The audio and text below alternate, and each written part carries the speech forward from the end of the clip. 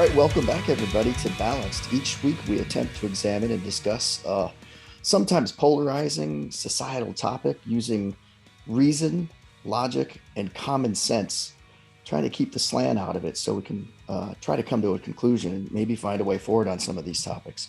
I'm Steve. And I'm Ben. And this week, the cancer that is social media. Now, Ben, I have to tell you, this sounds a little bit like we're slanted a little bit in the way we titled this right topic. off the bat. Right off the bat. I think it's an important topic, and this is going to be interesting where we go with this. So moving on just a little bit, just want to talk about history. In the 80s and 90s, digital communication was initiated with email and bulletin board messaging and some real-time online chatting. In 1997, there was a profile uploading service named 6 Degrees. I never dealt with it, but that's officially. And the name is a reference to 6 degrees of separation? Yes, that was my understanding, that 6 Degrees, everyone's uploading and you found, I know these people. But so that was 97, 2001, Friendster came up. And then there's LinkedIn in 2002, which I think everyone's heard of. In 2003, we had MySpace. Were you ever a part of that? I think the peak of MySpace was my first few years out of high school. I certainly had a lot of friends that were on MySpace. I remember them, talking about their sites and stuff, but I myself was never on it. Okay. So yeah, me neither. So, and by 2006, 3 years after MySpace started, it was the most visited website on the planet, which is pretty incredible in 3 years. A year after MySpace came out, 2004, Facebook, which I think most people are aware of. And then shortly thereafter, MySpace collapsed in on itself. Then, after Facebook came, Reddit, Twitter, Instagram, Pinterest, Snapchat, TikTok, etc. TikTok, of course, with a lot of connections to China, right? Run by a Chinese company. Just throwing that in there. So, and they're not keeping track of us at all. So some quick stats from the Pew Research Center report on social media they did a few years ago. 72% of American adults used some sort of social media in 2019. So that's a big number. In 2005, the number was only 5%. It's hard to imagine this landscape back in 2005. I mean, it's so prevalent now. It's hard to even imagine 5% of the population being on some kind of social media. Yeah, it was like what there's a couple weirdos out there, right? That's 5%. So now today, 73% of US adults regularly visit YouTube. And again, those other 27%, I guarantee you, they're either too young to have their own phone because their parents won't let them, or probably 80 and over. 69% of US adults are on Facebook. I'm actually surprised that number is still that high. Given everything that has come out about Facebook and the data mining, I'm surprised there's that many people who still use it. Yeah, and I think, one of the things that likely, if you ask about it, a lot of people, they might stop using it, but they don't delete their account. I think so those accounts are probably still out there alive. Yep. 75% of US adults 18 to 24 use Instagram. I don't, but of course I'm not 18 to 24. 73% of US adults in general use Snapchat. Big numbers all across the board, right? I want to talk about this thing called social media addiction, which is clearly part of the reason why we decided to sort of name this episode what we did. I'm just going to give you a definition from the Addiction Center. A behavioral addiction defined by being overly concerned about social media, driven by an uncontrollable urge to log onto or use social media, and devoting so much time and effort to social media that it impairs other important areas of your life. And psychologists estimate that as many as 5 to 10% of Americans meet the criteria for social media addiction. 5 to 10%. I would say that number seems very low to me. I feel like these platforms are designed to be as addicting as possible. That's not a secret. And it seems like the number should be way higher than that. Yeah, I mean, I'm thinking if we look at those numbers and you think of, let's say, on average from those numbers I just read off, were about 3/4, right? So 75% of Americans. You're gonna do some math here. This is it's going to be, yeah, it's going to be some math. So if let's say 1 out of every 10, if you do the math there, then it's probably like 20% ish someone's going to call me out on this. I'm doing this just off the top of my head. 20% of those 75%, I would say, or maybe 18% of the 75 would be maybe 1 out of 5, a little less than that, or what we would say is addicted. And I think that could be probably argued either way. Usually numbers and statistics can. Let's talk about the science a little bit.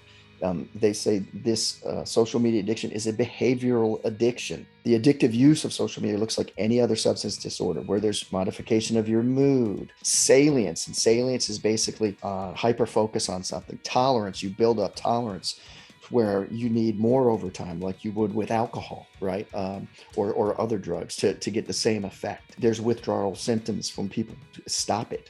And it conflicts with other parts of people's lives. And of course, people do often, when they get away from it, relapse and go back to it. So places like Facebook, Snapchat, Instagram, they produce the same neural circuitry that's caused by gambling and recreational drugs. I think we could have guessed that, but things like retweets, likes, and shares cause the brain's reward area to trigger the same chemical reaction seen with drugs such as cocaine. And neuroscientists often have compared social media like it's like putting a syringe of dopamine being injected right into your system with those likes and shares and things of that nature. So what's really crazy about that is that these websites and platforms were designed specifically. I mean, they were designed by people who understood the science and were working to make them as addicting as possible. It's really pretty wild. The fact that Facebook is free, that anyone can log on and you don't have to pay for it, tells you that Facebook isn't really for you.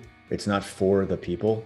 It's a data mining operation. Yeah. And I don't know that it started like that, but I think once someone realized, hey, this is the way it's going to go, then they just take advantage of it. Yeah. It's funny to think about how our evolution has been hijacked in a way. Yeah. I mean, I think the most incredible thing I found in doing this little bit of research is, the reward centers of the brain in general, most active when people are talking about themselves, because we are all a little bit self-centered to a point. That is a fascinating point. But in social media, people talk about themselves 80% of the time. 80% of the time I'm talking about myself. I did stumble into TikTok. That 80% sounds low based on what I saw going on in there. Yeah, I'm not on TikTok, but I would believe you for sure. So, question to start with, are you on social media? I can't say no because, again, YouTube, I would say I'm probably a pretty heavy YouTube user because I often turn to YouTube instead of turning to the TV because there's so much content on TV and I don't feel like sitting there going through a bunch of stuff on Netflix. I can go on YouTube, type in something I'm interested in and look at videos of it. I just find it more digestible. And I am also fairly active on Reddit as far as the other big sites, Facebook, and I'm not even on Twitter actually. So I would say that yes, I am, but it's pretty much confined to YouTube and Reddit. Okay. And YouTube, so good nowadays with these smart TVs, right? It's right in there. You can put, it's right on there on the big screen. You got your 60, 70 inch, whatever you got in your house, and it's there, right? So definitely makes it easy. So okay, for me, am I on social media? I would like to say I used to be, but I do use YouTube. Often, though, it's interesting because like on YouTube, when I listen to music, and I used to have, well, I still have, I'm imagining YouTube, your account's linked to like a Google account because they have that little, picture that's your identifier in the corner. It's the same one in my Google for like Google Docs as it is in YouTube for me. And I never set that up. So they're connected somehow. I did not research that, but you were probably given like a sign in with Google prompt at some point and did it. And then they're linked. And so on my phone, I see a lot of different things when I on YouTube, when I see that Google identifier, so that I get in and I select enter not logged in, YouTube not logged in, and guess what? It still has my mix because it's just now identifying me as this iPhone. Yep. So they still have you, and they're correct. All the things I'm listening to, that it's correct, right? So both ways. So I used to be on Facebook, and I'm one of the culprits who accounts for that 73%. I would say I was talking about before, because I never deleted. Never closed it down. I never closed it down. I took it off my phone, the Messenger and the Facebook. So when I'm on my phone, I can't even get it. It'd be a long process, and I'm too lazy a person to go ahead and try to get back in. So, and I did that just to get off of it. So yeah, having it on the phone is the really dangerous part, because the phone is always right there. It's always with you. And I've noticed this thing, just generally kind of looking around, but anytime there is even 10 seconds of idle time, a person will pull out their phone and imagine that they're opening up those social media websites. I mean, whether you're scrolling through Instagram or checking out your Facebook feed, it's almost too easy. Yeah. It's almost like you would see a science fiction movie in the 70s, and they'd say like there's going to have some mental control over you in the future, and people are like, oh, whatever, this is a really that's fun exactly what it looks like. Yeah. And it's here. We don't have the flying cars yet, but you just wait, right? Um so uh you know I want to ask this question of myself. I'll start with me. Like, have I ever felt that I'd acted in an addictive manner to social media? Because we're talking about this problem, and we're saying we're both a little bit on it, although not heavily, apparently, as compared to some others that I know. Um, I would say yes. I have. Years ago, putting videos of my son's wrestling matches when they were little, like on YouTube, so you could share that with family.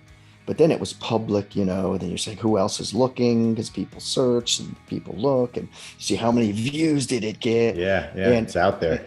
And so there was, wow, I felt like, why do I keep going back to see how many views? Like every day I'll check in again. Oh, look, there's more views. Like, wow, trying to get that dopamine, man. Trying to get the dopamine pain. And that's what it was. And that, yes. And then, and I stopped because I felt like it was, in terms of doing that, I sort of stopped using and putting videos up on YouTube, just because I felt it was, I just had this feeling of like self-centeredness, and I didn't think it was that good. So I just sort of stopped, but I still looked at videos and did things, on YouTube, but just never uploaded anything else. And then for Facebook, I would say, my son, my youngest son, is what I would call an artist. He's pretty artistic, and he would always draw superheroes. Like he can hand draw like the coolest looking Batman and Spider-Man. Yeah, I've seen some of his stuff. Yeah, that you can think of, just hand draw it with a pen, and then color it in with markers. And so I remember, he was really into fitness when he was in high school, and just at the end of high school, and we were locked down for COVID. Schools were closed, and I was like, not maybe me, maybe my wife said, like, why don't you make your own characters, and he was really into working out. And so he had this group of superheroes he created, which were like related to physical fitness. Like there was like, Cardio Kid, this guy who had this like lightning bolt that was a jump rope, and these different things that for these guys who were massive weightlifters, and the big leg day. Yeah. So and I was like, oh, that's cool. Now you're doing your own. You're not doing Batman anymore. So you can say you have your own brand, right? And I thought some of them were really cool. And I was a Facebook user at that time. And I put some of those pictures on, like, oh, check out what he's doing, right? And I found myself the same way, like in that shutdown, going back and checking to see how many likes, right? Monitoring the performance, yeah. Monitoring, and I was like, it's just something hit me. I was cleaning that, COVID. there's a shutdown for a long time that you're sitting there like, you're like, what am I got to, I've got to do some things here. Got to, go through this old room of stuff and clean out the junk, and you have a lot of time, and you find yourself wasting time on that phone going back. And finally I realized, like, I had this plan one day of doing these things, and not only checking on these pictures to see if they had likes, but also then getting pulled down a wormhole. And then suddenly I was like, this job that I was committed to doing today did not even get close to starting, because I've been wasting time. You're eroding the motivation. And I said, that's why when I said this is a problem. So I think both of those are examples of feeling addictive in behavior towards that. And I'm the type of person, like, when I smoked cigarettes long ago, like, I smoked a lot of cigarettes, right? A pack a day or more. When, when I was a young guy in the Army and we drank beers, I drank a lot of beer, right? So, like, I could see myself being the person, like, when I want to go running and go exercising, then, and I get into that, then I'm like, oh, I'll do it in the morning on the treadmill, and then I'll take the dog for a run. So it's like anything Steve wants to really do, Steve's all in. Go big or go home, right? And that's not something I can help.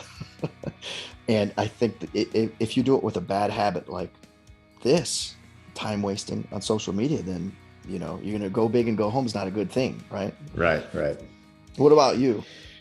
Well, I think the only intellectually honest way to answer that question is to say, these things are by nature addictive, and we're all kind of operating in the same parameters of evolution, right? It's like we all have the same mechanisms, the same appetite for easy dopamine. I, personally don't think I have a very addictive personality in general. I don't drink. I know we've talked about that on the podcast before. I don't even drink coffee regularly. And so, for me, I dabbled a little bit on Facebook when I was in grad school, because a bunch of my classmates were on it, and I was on it for maybe 6 months or a year or so. And I don't know that I ever really felt addicted to it, but I can certainly relate to posting something and then obsessively monitoring it to see, like, who's liking it, what are people saying about it, how many likes is this getting, how did this not get as many likes as that did? It's a machine, and you get so what you're saying is, like, not, you wouldn't have considered yourself addicted, but you had exhibited yourself manifesting some behavior that could be characterized. Well, speaking specifically about Facebook, right? Because I kind of approached Facebook with, I was kind of skeptical of it anyways. Like, going in, I was a little late to the party, and I'm the kind of person that, like, if everyone is doing something, it makes me not want to do it. So I kind of begrudgingly got on there. And once I kind of got a feel for it and understood what it was, and saw the kinds of content, and saw that it was basically people just creating these facades of their life that weren't real.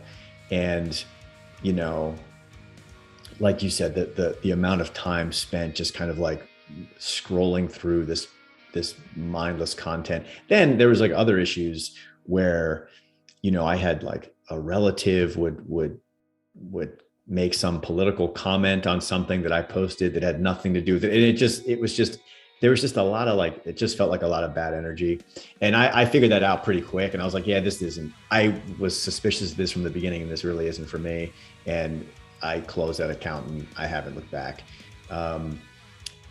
With YouTube, I would say that I've definitely found myself, staying up way later than I should be staying up, because, like, I started watching something that led into something else. And then the next thing 2.5 hours have gone by, and it's 1 o'clock in the morning. It's like, so certainly guilty of that. Like, I get on there. I also find, like, with YouTube specifically, because I have it on my phone, like what I was saying before, I realized that I was never just sitting with myself, sitting with my thoughts, because any downtime, any quiet moment, whether it was a minute or 10 minutes, the phone was coming out, and I find myself in the YouTube, like, what can I look at to avoid being bored for the next minute or so? And so I don't think, obviously that's not healthy. Reddit, I don't really feel any addiction to that at all. I use Reddit a lot to like research stuff. If I'm interested in something, I'll like go and see what other people are saying about it. Or if I'm gonna like buy something, I'll go on Reddit and see if people are talking about that thing, just to make sure, you know, it's a good deal or whatever. So that one I feel like is pretty in control. And that's pretty much it. I was also on LinkedIn for a long time. And I guess maybe about 2 years ago, I was talking to a friend of mine who told me that he had gotten off of it. And he was explaining that he was like, yeah, I closed my LinkedIn because it wasn't generating anything. I've been on there for years. And he was looking at basically like, have I ever gotten a job from being on LinkedIn? Have I ever got, and the answer to those questions was no. And he decided it wasn't worth it for him. That kind of caused me to step back and say, what am I really getting out of this relationship with LinkedIn? I think I was logging in once or twice a month, and I had a couple messages from some recruiters, and there's, I saw what some of my like old classmates and colleagues were up to, but nothing that would warrant, maintaining that account or going in there and posting. So I ended up closing that account too, got off of there, haven't missed it at all. So yeah, the answer to the question is yeah, certainly. And for me personally, I think the biggest culprit is YouTube, just because it's so easy to go on there and just immediately start watching something that is interesting. Yeah. No, I agree. It's really hard. So, I mean, and the reason, like, when we talk about, like, I didn't stop YouTube, but I stopped posting videos on YouTube. And YouTube, really, for what I look now, like, is, because I've got two sons of 18 and 21, so they're telling me, you got to see the new Batman trailer. Yeah. And like, they know when those trailers are breaking, and like, to me, I'm like, I only see it in a movie theater, but I guess, yeah, you can just look at all that stuff. And so they give me, there's stuff I look on for there. I look on a lot of things. I've repaired lawn tractor issues. I've installed some ceiling fan things where I had a question and I was like, I'm not sure about this light switch and how to get a dimmer on this. Or there's some things that I've looked up and you see, oh, this guy, he can do that. I can do that. Right. Yeah. There's some great content. And then if I'm mowing the lawn, I'll stick on music, and, then I'm cheap though, because I don't pay the $4.99 a month or whatever it is for YouTube Plus. So I do have to deal with advertising. Yes. But that's just because I'm cheap. I don't want another $4.99 a month or whatever it is. Yeah. There's already enough of those. But I stopped that YouTube, like I said before, stopped posting because it felt self-centered. I got this eerie feeling of that. Like, why do I care that people want to look at my kids wrestling? And the Facebook too, like I said, wasting time and feeling that addictive type of, like, why do I keep going back to this? It's like smoking a cigarette or something. So that's really why I did. And I think I would add from what you said, that you brought that on, like, there was a political conversation or comment that I made with my sister. My sister had said something, and like we've said in Balanced before, right? You're a little bit left and I'm a little bit to the right. And she said something sort of, a thing that I didn't agree with. And I said something, and then she was just like gone. Like, yeah. So this is an argument that probably never would have occurred in real life, right? It's just because exactly. And I know some other people that have had similar experiences, where someone in their family just cut them off, and but it's from Facebook. But I think that's like you said, bad vibes. You just, or what did you say, like bad energy, right? Or dark energy from some of those conversations and those feelings and that back and forth. So I mean, that's why I did. And I feel very, very good about taking it off my phone and everything. I still have YouTube on my phone for music. Yeah. Yeah. I know. I think that's smart. I recently started actually getting in my YouTube feed. So, when you open YouTube and it's like, it presents you basically as you can scroll through, and it's giving you videos that you think you would like. So I started to see this thing recently in my YouTube, where now I've never been on TikTok in my life. I've heard people talking about it. I understand like the gist of what it is. I had never actually seen it before. And they started doing this thing in YouTube where you're scrolling through YouTube and you get this little, it's like I don't know how to describe it. It's like a TikTok carousel, essentially, where you're scrolling through and then you get to a TikTok video. They're embedding it into the YouTube thing. Yeah. And then you can scroll to the right. And so I ended up just kind of curious, is like, why are these TikTok videos now in my YouTube feed? And I did look at a couple of them and clicked on a couple of them, and I came away from looking at those little videos with just feeling hopeless for the future of humanity. The shameless narcissism that was on display in these little clips was, it really made me feel old, I guess is the one word that comes to my mind, of like, just a sense of like, this is what how about mature? Yeah, maybe. I mean, maybe, but it's like, at the same time, I mean, who am I to say like what people are doing on TikTok or posting on TikTok, or the kind of stuff that gets likes? But it was just, it struck me as bad as Facebook is when it comes to, like we said, 80% of the time people are talking about themselves on there. There was no veneer on TikTok of, there was no humble bragging. It was just bragging. It was just straight up shameless narcissism, and it left a really bad taste in my mouth. I know what you're saying. It's almost like, because I'll have my son sometimes when they're home for the break from college, and they're like, "Hey, look at this video," or something. Some I'm like, "What?" Yeah.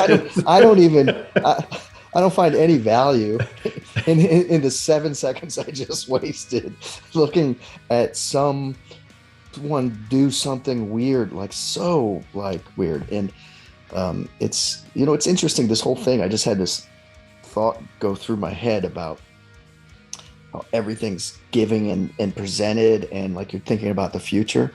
I had a flash about the movie. I guess it's a Pixar. I don't know if you've seen it, WALL-E, where there's this little robot that goes around and repairs this huge starship. And all the humans are like fat or something. Yeah, is that right? Yeah, and have hovercraft they're carried around on, and have food shoved into their mouths, and have every bit of communication in front. Like, they don't have to do anything, just sit there. And it's just like really just a brain intaking. Yeah, I did see that when it came out, and it's probably worth a rewatch, because I think it's essentially an allegory for the modern times. Yeah.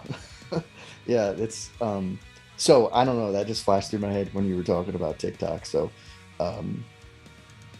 incredible. So listen, we're throwing stones here, right? But are there positives, right? And I want to throw in the reason I got involved in Facebook. I was a wrestling coach for 13 years, and I had my kids at this off-season tournament. And what they do at these tournaments, sometimes they call out the names of the wrestlers, because there's people from all over the place, all different states and everything. And they call out 2 names, and the people come to the front desk, and they get their bout sheet, and they're like, "You go to mat number 6, right?" And I heard this name called out, this last name of this person, which is like, I've never known anyone who's had this last name before. And the reason it woke me up in the middle of this crowd sitting in these bleachers, hearing this name called across the loudspeakers in this gym, it was the same last name as one of my very good friends in high school that I was on the wrestling team with. Oh, And I went to the mat and I said, like, maybe this is his kid, right? Maybe he's here, right? And I actually meet with the kid.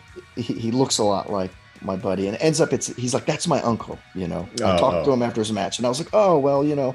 And then my kid's getting called to a match, and I'm getting pulled away, and I never see this kid again. So I don't get any information, his uncle's phone number or email address or anything. I get nothing. And so I'm driving home from that tournament, and like my brother called me he was, you know, just bullshitting or something.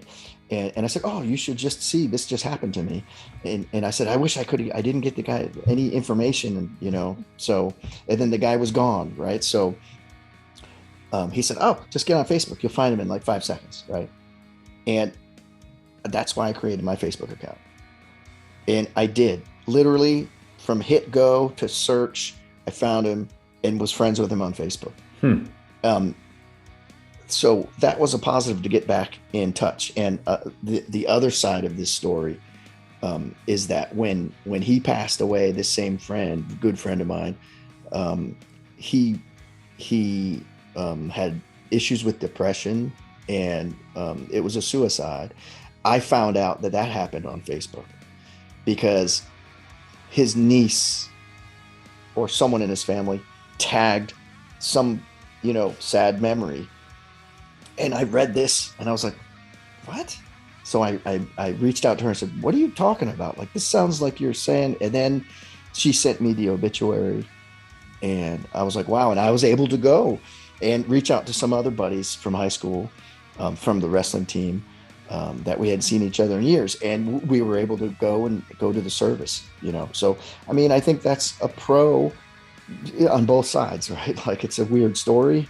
It just so happens that's how like I found him after so many years on Facebook, through Facebook, and then found out of his passing through Facebook. And I probably wouldn't have known. Yeah.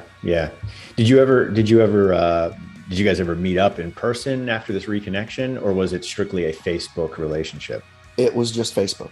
Gotcha. And what did it take to get some guys from the high school wrestling team back together? This guy's death, right? Yeah, right. Which is a shame. People should, you know. So that's a pro. Other pros, I would say, some friends from high school, and definitely guys in the Army. When I was in the Army, I was stationed in Vicenza, Italy, and I was with a group of guys in our company. We had guys and friends from like probably almost every one of the states, right, in our unit, and from even guys. There were guys from you know, Puerto Rico, and there's a couple guys from Jamaica, because that's a good path to citizenship for guys to serve in the U.S. military, right? Things like that. But all these guys, and to keep in touch and find these guys, because imagine getting out. I get out in 1992. What are you going to, like, keep an address book and write everybody a letter? Or, you know, that's just not going to happen. So sure. Facebook really allowed me to get in touch with some of those guys. But I will tell you this. You might say, well, then, Steve, why the heck did you get off of it? Because you know what? I've received a couple of texts from guys. I've been off Facebook. Hey, where you been? Merry Christmas. Mm-hmm. And I'm like, I'm right here. You got my number? Yeah. You know, those people who really care, you know, they don't need to just post on Facebook and we're all liking each other's picture. How about reach out and say hello? Right. Well, that's the irony with the phone, right? Is that, like, the phone is this portal that we use for these Facebook friends, these relationships. But the phone is in of itself a direct line of communication. You could call or text anytime. Yeah. And it's much more personal and I would say even much more real. Me too. And those people, hey, you know, those are the people. Someone wants to reach you, you know, they can reach you. So, and if someone really cares about you and is really close to you, and you really want to have that, you know, I haven't kept in touch with you for as long as we've kept in touch because we were on Facebook. That's true. Right? That's not how it happened. You just keep in touch with people that you think, hey, this is a relationship I want to keep, right? It's important. So that's, you know, what about you? What's, you know, pros? Yeah, man. I mean, I can't really point at rekindling old relationships or getting back in touch with people that I had lost touch with. I have few close, friendships, relationships. These are things that are ongoing and have been ongoing for years, completely separate from social media. Where my brain goes when I think about the pros of it is, I can imagine scenarios where families who are maybe spread out are using Facebook to, like you said, share videos and share experiences and be a part of each other's lives in a way that's maybe feels a bit more high definition, so to speak, compared to just a weekly phone call or whatever. But the other pro, and which I think is also a horrible con, is how freely information flows on these places. I can't think of another way to more effectively dissect the 6 degrees of separation that we were talking about before. If you want to connect with someone or find someone or meet someone, these platforms are the way to do it. Like you said, you created an account and literally 5 minutes later, you're in touch with the guy and you guys are catching up. And it's like, there's obviously value in that. Another pro, although not a pro for me, I could see someone who enjoys creating the content. There are people making a handsome living, making videos and putting them on YouTube and creating content. I think that's a pro. I think it's probably, opened up some very viable pathways for content creators who are entrepreneurial to go onto these platforms and have a job where they don't have to go into an office every day. I think that's probably positive. But for me personally, there wasn't really anything worth being on them for. All right. So that being said, would sort of transition right into besides what we've already heard about the addiction and about the wasting the time and about the, all of the behavioral addictive things that go along with it, the salience, the tolerance, the relapse. What are the cons? And I'm going to give you the first one. I'm about to open up this big can Doors of worms. This big can of worms that I know that you probably would like to jump on, because we've talked about this before. But the cons are people are taking information they see on some of these social media sites, and just because it's on there, believing it's 100% true, and living their lives and making serious life decisions based upon information. I can tell you a quick example. I'm not going to throw anyone under the bus, but lately at a family dinner, decided, although I was holding back to just try to have an enjoyable time when people were discussing things, which I often do, I'll just keep quiet. I had to say, hey, I just wanted to let you know, getting your news from Pinterest, probably not the best thing, the best starting point. Yeah. for having a philosophical discussion on your beliefs of the way things should be. Right. If that's where you start, I saw this meme on Pinterest, and like right there, that should be a flag. And you shouldn't think anything of it. Absolutely. Which leads me to discussions we've had about things with COVID and politics and people's thoughts, right? So that's a huge con to me. Yeah, I think the issue is that we learned how to share information without ever learning how to analyze that information or the source, or to cross-reference it with other things, or it has really just sowed distrust throughout. That's why we're in the cultural climate that we're in. The entire thing with the COVID and the misinformation and people not wanting to get vaccinated and other people saying that if you don't get vaccinated, it's socially irresponsible. It's all, you could trace all of that back. Everything that happened on January 6th, all of that could be traced back to social media, guaranteed. So we took media and social connections and social networking and took it to a different level. And we never asked, we can do this, and we can do this and control people and monitor people and push things into people's heads and make them believe things and use the addictive powers of it to have them follow and sort of lean way farther one way or the other than they probably would in a normal situation. So we can do this. And again, you never asked whether or not you should, right? Just the ability to make Facebook, and with the power it has over many people, is just like the ability. Yeah, we can make a raptor and we could make a T-Rex, and we all saw the movie. We know what happens. Yeah, yeah. I mean, it's important to note that unlike in Jurassic Park when they just start creating Tyrannosaurus Rex and Velociraptors, Facebook, like social media, is a monster that was not born a monster. It started off as something much gentler and more cuddly, and evolved and grew, and it became too big, too powerful. These companies too powerful, and then you end up as a society with holding a tiger by the tail. It's like you can't. Everyone is on it. Everyone uses it. There's no way to control the information. It's a free for all. Scary. Yeah, and I think it's especially scary because I think there's a huge percentage of people who, like we were saying, they just take for truth whatever their site, their group is talking about, and the information they're putting out. That's just true. And I think if you told a lot of people, hey, and you could show them, they'd be like, no, they're like, no, I drank the Kool-Aid. I'm here. I get my information from here. They don't even realize that they're drinking Kool-Aid. They just think, and that's what I was saying before, is that like anyone can go on Facebook, but how many people really understand how those algorithms work? How many people really understand that they're seeing a very curated batch of posts and things that they know, I say the powers that be know that people are going to respond to strongly. It's like, that's what's so frustrating about it.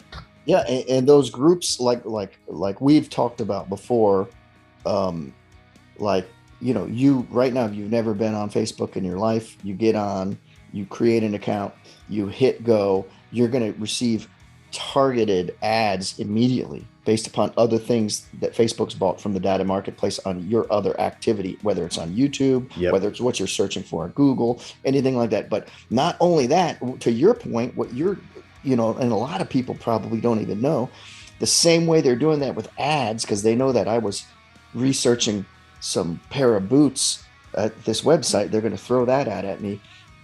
The same way they're doing that with whoever I friend. I build my profile. I put my friends together. Everything, those friends, half of those friends, let's say they're far right people and they're listening. They're in groups talking about militias or talking about these things, right? I'm going to get pulled and shown that information. Whereas most people think this is just, I'm seeing this random feed of what people across the world and across America are putting on Facebook. But it's based upon your friends. They're like, this guy, Steve, he's friends with a lot of people who lean sort of right. And so we're shoving this at him and he thinks this is the world. This is reality. Right. Whereas Ben's not seeing that. You create an account going today based upon the friends you put in. Heck, we could even play a game and do a fake account, right? And put some like friends that we want to friend, like the furthest left and right people. Now that would be an interesting sociological experiment. I'm sure that someone qualified to do such a thing has done it, because that would be very interesting. Yeah. I mean, and so it's not just the targeting, for business targeting ads. We're talking targeted ideology. That's what they're doing. That is a good phrase. You might have just coined something. It just popped into my head. That's a good one. What it is. That's what it is. Targeted ideology. I mean, like, imagine the worldview when the only window you have is Facebook. How terrifying a thought is that? It's like the allegory of the cave, right? What was that? Oh man, I'm a philosophy major. I should know. Was that Socrates? Like, it's about people living in a cave and they're chained there. And the only thing they see is shadows, right? Because the light's all behind them. The opening of the cave's behind them. All their life, they see shadows, and they create so this is what they're being presented with. And when you let one of them go, and and he goes out into the real world and seeing, oh, the things we're seeing are not all what's real. It's just the shadows that have been casted. There's Mm-hmm. really other things out there. But the people, when he goes back and tells them, he doesn't have the key. He can't let them go, but he goes back to tell them, hey, listen, this is the truth. What's really out there, it's different than what you're seeing. And they're like, shut up. They totally, no way. Yeah. That's Real to them. Yeah, real to them is those shadows, the reflections, the shadows from the light that's behind them, from what's reality. And that sort of, it's like the allegory of Facebook, right? That if you're on there all the time and you're addicted, and that's where you get your, like I said at that dinner, if you're getting your number one primary news input from memes, that's a problem, right? That's a huge problem. And but that's the shadows looking. No, and then you tell that person again and again to their face, and they'll even fight you. No way, you're crazy. I know what it is. I see it every day on here, on my screen. Yeah, I have a couple relationships like that. Yeah, I think we all do. And it's funny, in my family, I have them all the way to the right and all the way to the left. And there's the whole spectrum. There's people in the family that actually don't talk to each other at all. Like people who are brothers. Yeah. I mean, I get that, man. It's really difficult. It really does require you have to have an open mind. And if you are convinced that you have the truth, that how the world is, that it's just very dangerous. Yeah. It is. And it's interesting to, I think since we've started this balanced, that I've learned a lot and learned to open up. It's interesting. I know people, we were talking on another episode about West Side Story and the new movie coming out. And I told you I just saw that, and I'm a big lover of that story and movie. And I thought, you know what? I don't know why you'd try to ruin a perfect movie. The first movie was so great. Mm-hmm. You weren't sure that he was going to be able to improve on it. And there's people I know who are like, that dude, people I know, I lean a little bit right. That are like, that liberal dude, he's going to ruin that thing. You just wait to see what he does with it. Dude. I know. Yeah. Because I think Spielberg leans left, right? I think that's been documented. Probably safe. Yeah. Safe. Yeah. And to me, I saw it and I was like, he did it, man. It's better. I will argue that with anyone and give the reasons why. It's better. And not that the other one had anything wrong with it, but he did improve. I mean, he had a great stepping stone to step up and make it better. He had help from the first one, of course. Mm-hmm. But there's people I know who I've talked to who have said, hey, you know what? I never thought I would say this because I was the first person to say, why remake a movie that won so many awards?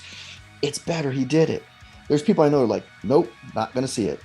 Yeah. And I'm like, it's not, I don't care if he leans left or right or what. He's an artist. Yeah. It's art. Right. Like, I know people who love to listen to a lot of music, right?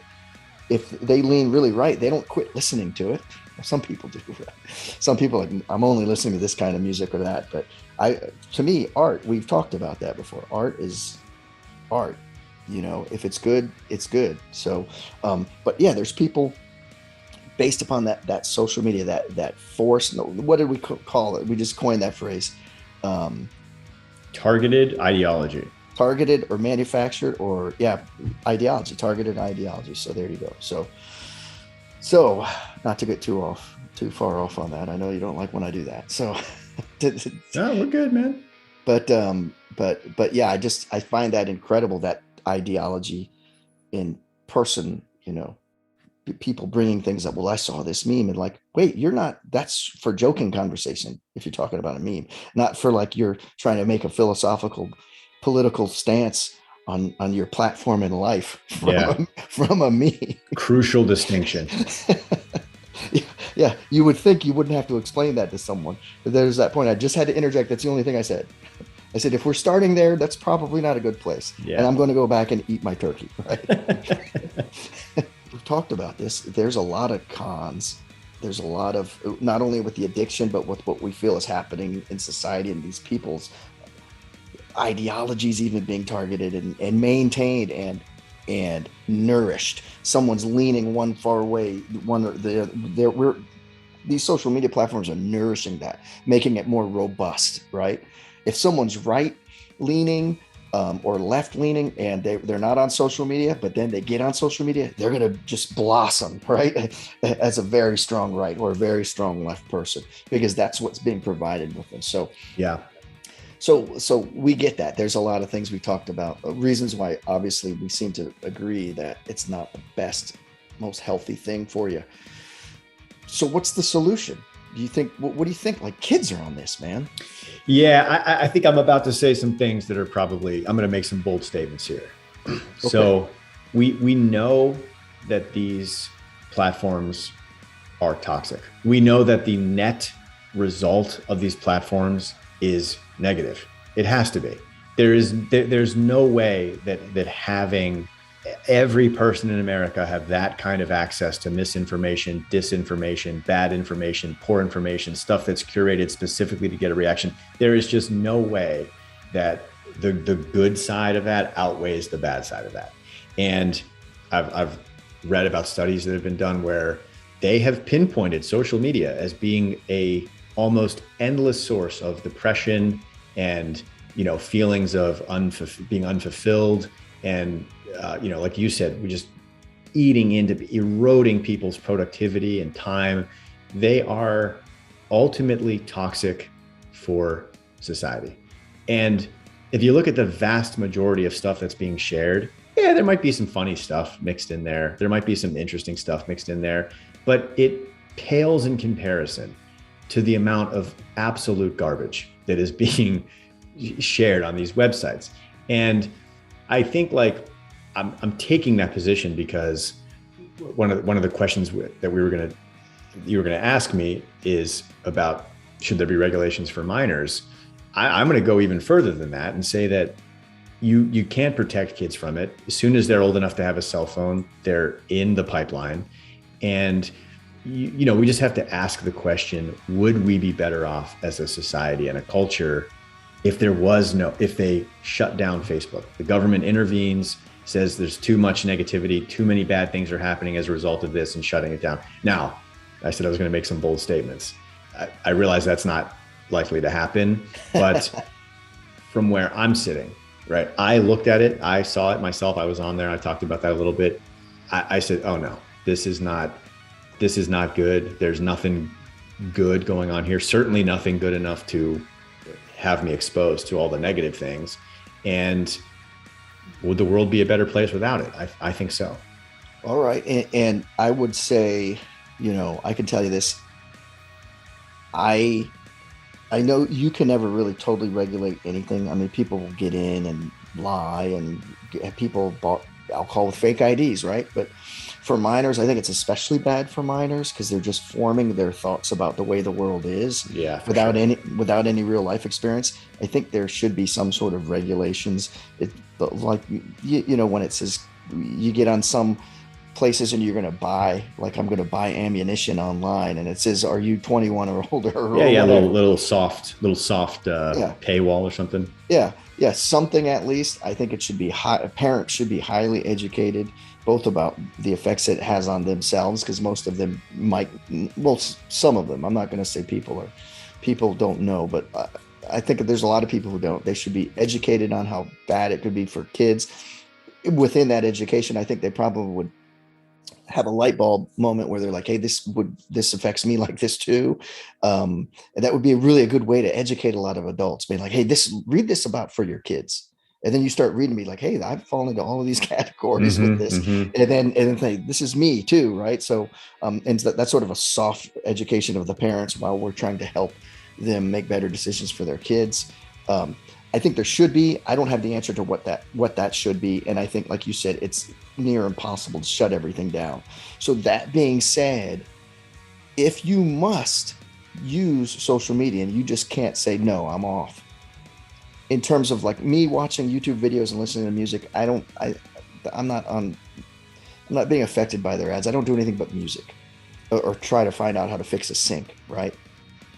So I'm off of Facebook, and I can tell you, I feel cleansed It feels cleansing not to have negative political bullshit shoved in my face every single time I'm on there. Yeah, man. Big time. So I'm very happy I did it. So best practices, both from talking to people and from what we've just talked about here today, like if you just have to be on it, and I think it goes without saying, if you're saying, well, I just have to be on it, then maybe you have a problem, right? But if you're telling yourself that, I would say, take it off your phone. Don't plug your phone in. Even if it's just YouTube or some sites, take it off your phone. If you won't take it off your phone, don't plug your phone in and keep it next to your bed. I've heard some very smart people say, well, but I have to have my phone right next to me at all times because I use that as my alarm clock. And then the even smarter guy said, alarm clocks are $4 at Target. Go buy one. Yeah. Go buy one, right? That's not my line. I heard someone say that once, but I thought that was hilarious. Like, I'll give you the $4. Get your phone away from me, right? I would say that that's my best practice. Anything else for you that? Well, let me come back to the best practices. I wanted to say one more thing about the what we're talking about, like regulating. Sure. Of course, it can't be regulated because it's not understood by the people doing the regulating. Have you ever seen Congress question some of these tech CEOs? Yeah, it's painful. It's painful. It's like explaining to your grandparents how this stuff works. It's just these people, at the top levels of the government, making the laws, making the decisions, they're not equipped. Fresh blood. There's some younger folks in there, I think. Yeah. Agreed. But I just wanted to say that we were talking about the regulating, but best practices. Yeah. I mean, I think like it all comes down to habit. That is what it is. And if you understand that and you understand how habit loops work and you understand how important it is to build positive habits instead of negative ones, the problem is most people, myself included in a lot of cases, don't have either the insight or the will to do it. It's very difficult to tell yourself no when the yes is so easy. Agreed. And I think, that's why I said, like, what's made it easy for me is as far as Facebook, and I was on there religiously for some years, is just not have it on my phone. And then I don't remember the sign in. And if I want to get on a laptop, and I like to, so I just haven't done it. I just don't do it. And the taking it off your phone is a brilliant play because the phone is really the bridge. The phone is what makes it pervasive. We are not all sitting in front of a computer 24/7, but sure, most of us have the phone in our pocket or in our hand, in front of our face, on our bedside table 24/7. So I think that's a great point and a great place to start. Yeah. And I think besides that, just to educate yourself about, what it does to you. Yeah. That could help, how about, hey, listen to this podcast, right? Balance with Ben and Steve. Yeah. Listen to this, learn a little bit of things, probably something that many people didn't know or don't think about all the time. And just if something's bad for you, then just like when if there's some sort of food that's really super fattening, and if you never knew that and you're like, really, it's that bad for me, I'll try to eat a little bit less, right? Yeah. And that's pretty high level information because, again, like the thing about this podcast is that you and I we are not sociologists. We're not neuroscientists. We're just two guys having these discussions, trying to ask some good questions and have a layman's discussion about it. Yeah. And I think it makes sense, I like everything in moderation, right? So that golden mean, right? Aristotle talked about. So one side's way too much, the other side's way too little. Somewhere in the middle, the pendulum swings. That's about probably the sweet spot for most things. It's for things like dieting, for things like exercise, for things like studying, for things, everything you can think. Too much is bad. Too little is obviously negative. Somewhere in the middle, there's that golden sweet spot. And, for me, there's got to be that middle ground with social media. So yeah, I'll look at YouTube videos, and I'll have email, and I listen to audiobooks. I don't know if that even applies, but yeah, that's somewhere in the middle. I'm going to do a little bit. If I had absolutely nothing, that might be negative. Well, you have to live in the modern world. Yeah. But too much to one side, obviously, that addictive behavior, that waste of time, that lack of productivity, that mind altering, transformation, ideology, shoved into your brain over and over again, not a good thing. So, there's one other thing I'll note with best practice. This is a personal thing, and it kind of connects to something you were saying before about like you will watch videos on YouTube, you don't post videos on YouTube. I think having a set of personal rules or personal boundaries that you keep in mind when you're engaging with these things is also very good. And the example I wanted to give for myself personally is that I do not and will not like or subscribe to any video that I watch on YouTube. I don't care how good it is. And I've seen some great content. Many YouTube videos start off with the person saying, go ahead and smash that like, subscribe button. It's like, well, that comes back to my unwillingness to do things that people tell me to do. But in general, I don't want to play the game to that degree.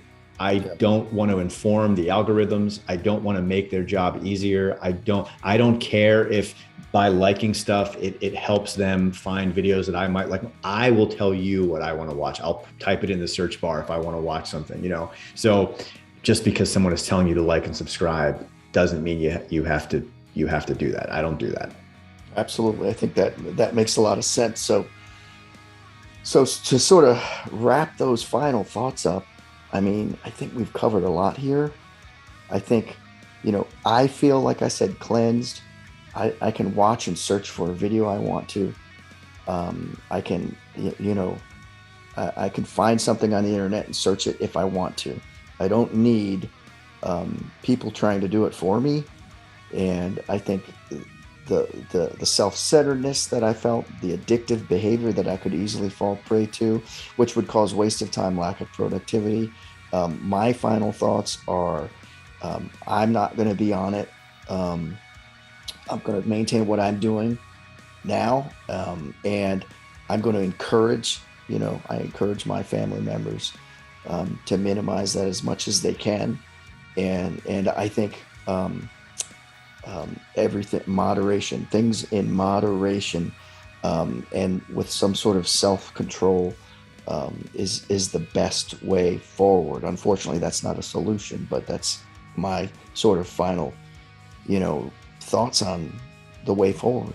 Yeah, well said. For me, I think if I could distill it down, I would just say that it's toxic. We know it's toxic. They've done the studies. And you should treat it like any other toxic thing. Don't smoke cigarettes all day. Don't stand in your garage with the car running for hours at a time. Sit in your lazy boy and eat tasty cakes all day, every day. You have to recognize it's bad for you. Doesn't mean you can't do it, but you shouldn't do a lot of it. That makes total sense. Like that. I didn't even have that thought, but that's a great way to put it, right? I totally agree with you on that. Perfect. Sounds good, man. That's it for this episode of Balance. Thanks so much for joining us. If you enjoyed this discussion and you'd like to hear more balanced conversations, keep an eye out. We try to release a new episode every week. This is Ben. And this is Steve. And we are balanced.